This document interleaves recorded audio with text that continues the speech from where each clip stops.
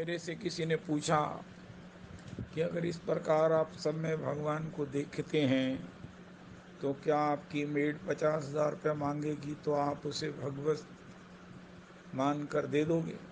कहा महाराज 50,000 को देंगे, हम तो 1,00,000 रुपया देंगे। कहा अच्छा कैसे दोगे?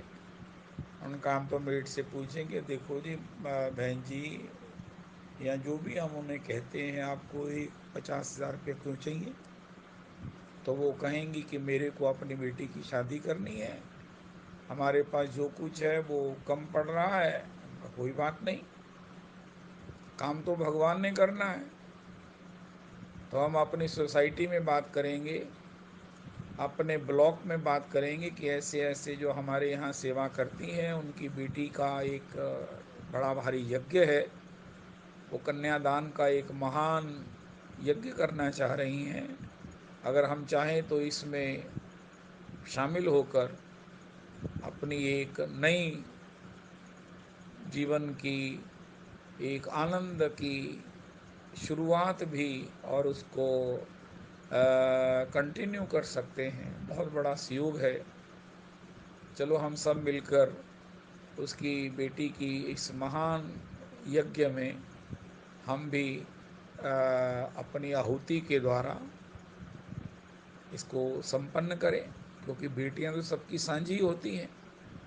काम तो होना ही है, भगवान का जगन्नाथ जी का रथ है, अगर हम नहीं करेंगे तो कोई और करेगा।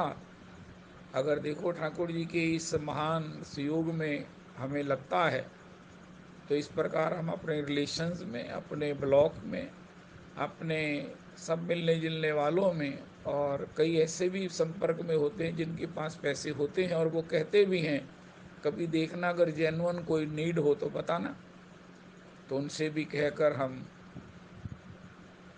एक बार ऐसे ही हमारे यहाँ एक ब्रजवासी प्रभु आए और वो कहने लगे कि देखो मेरी जो भांजी है उसकी सूचक देनी है। तो सूचक की वो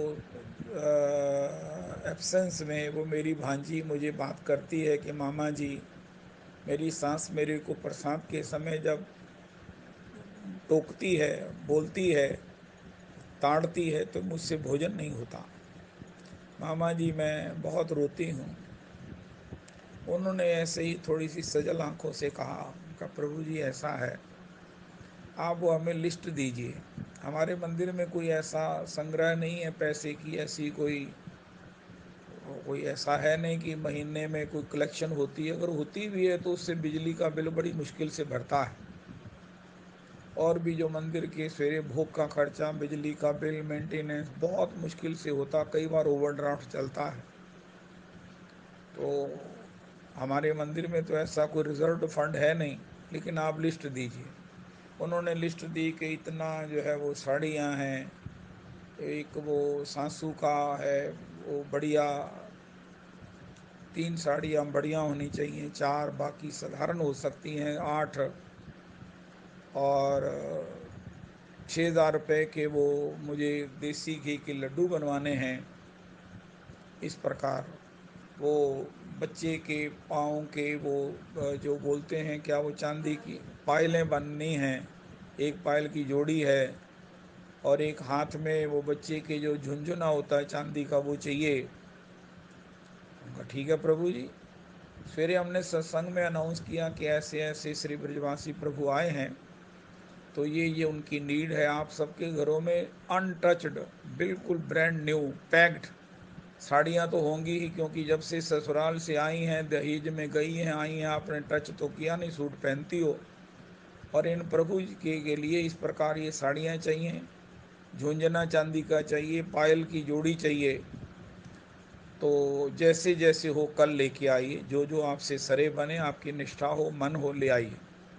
और जब मैं बाहर निकल रहा था तो वो कहने लगे देखो जी एक बात तो मैं कहना भूल गया, मुझे संकोच है, एक दामाद के लिए जो है वो सोने की चेन भी चाहिए। मैंने कहा अच्छा प्रभु जी, करना तो भगवान ने, चेन भी आ जाएगी। अनाउंस नहीं कर सके, अनाउंस का क्योंकि सत्संग विश्राम हो चुका था। अगले दिन जो है वो महाराज जो भी लेडी आई वो कभी बॉबी दी हट्टी थे महाराज, जसमल दी हट्टी, और किशोर दी हट्टी की वो महाराज डब्बे ना लेकर आई। आप अंदाज़ा लगा लीजिए, मान लीजिए, अपने मंदिर की गुसाई जनों से पूछिए, पुरुषोत्तम मंदिर के श्रोताओं से पूछिए, वहाँ कैसे अन्न के कूट की तरह जो है वो नई साड़ियों का अंबार लग गया। और जो लड़के के वस्त्र थे कि महाराज इनके लिए थोड़ा पैंट कमीज चाहिए, वो भी आ गई। वो चांदी का वो भी पायल भी आ गई, और चांदी का झुंझुना भी आ गया। गले उसके हाथ में बच्चे के पहनने के लिए जो एक होता है वंग की तरह जो पहनाया जाता, वो भी आ गया। और मुझे अध्यक्ष जी ने कहा कि ये क्या है, ये मखमल की डब्बी में क्या, उनका ये चैन है, चैनी है। हमारे चैनी कहाँ से आई? उनका जब वो विप्र प्रभु वो ब्रजवासी आपको कह रहे थे ना, तो मेरी साली ने सुना, तो उसने कहा कि मेरे पास तो एक चैनी पड़ी है।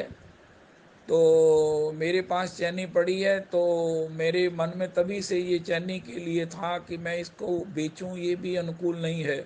अच्छा, देखूंगी कभी कोई योग्य किसी को देने की जरूरत होगी तो दूंगी।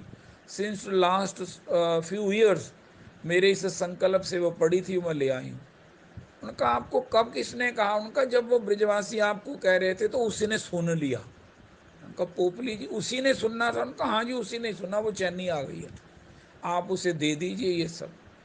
वो सब आया हुआ देखकर मुझे इतनी शर्म आई, इतनी शर्म आई कि हे ठाकुर जी, करने वाले आप। मुझे गुसाई जी मंदिर के कहने लगे आप उन ब्रजवासी को दे दीजिए। उनका प्रभु मैंने नहीं देना, मेरे को शर्म के मारे मैं गड़ा जा रहा हूँ कि हे ठाकुर जी आपने ये सब कर दिया।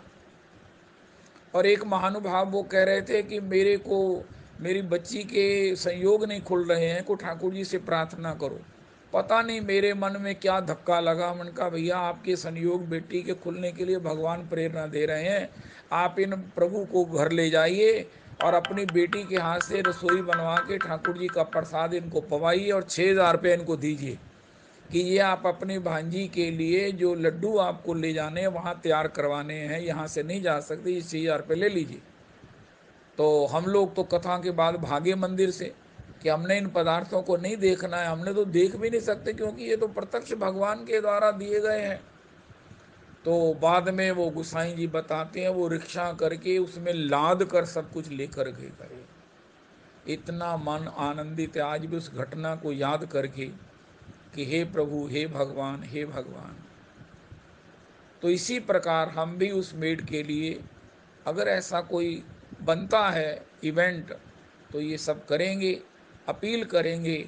और उसमें देखेंगे कि 50,000 का टारगेट तो था, वो आज पदार्थों के रूप में इन काइंड और विद कैश 1,00,000 रुपया हो गया है। इस प्रकार भगवत दर्शन का और एक महान यज्ञ करने का सहयोग बन जाएगा। मेरे से किसी ने पूछा